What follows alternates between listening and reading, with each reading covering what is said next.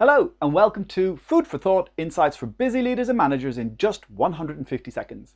Today I want to talk about understanding trust because we're living in a very untrusting world at the moment. There's a lot of lack of trust in media, in what we read, who's saying what, who do we trust, what do we trust, where do we get information that we can trust, and also how do we trust other people who think differently to us.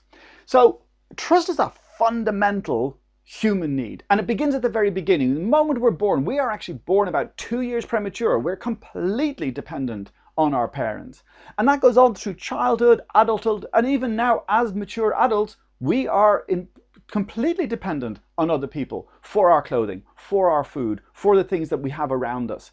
And we need to know that we do stuff for society, for the good of others, and that other people will do the same for us, and that we can trust in that. That's what makes us feel safe.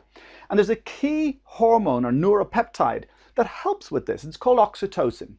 And that creates a sense of bonding and belonging with others. And it starts from the moment we're born in bonding with our mother. And it also starts with, as we socialize with groups and we feel supported by groups, our family, our friends, so that the more we have a social network, the more we can actually trust and overcome and have resilience for when we have a problem, when we have an upset. And that has a lot to do with oxytocin being produced within those groups. And it's also produced with a sense of fairness with others, that we have an equitable situation. I'll do something for you and you'll do something for me. And it also creates a situation that not many people know, is that it creates an in-group. If I believe I'm part of an in-group where there's lots of oxytocin, we're all together and we're all good, I will trust people within my in-group. I will have empathy for them, much more empathy than people in an out-group. So the more we have an in-group, the more we also have an out-group, people who don't belong to our group.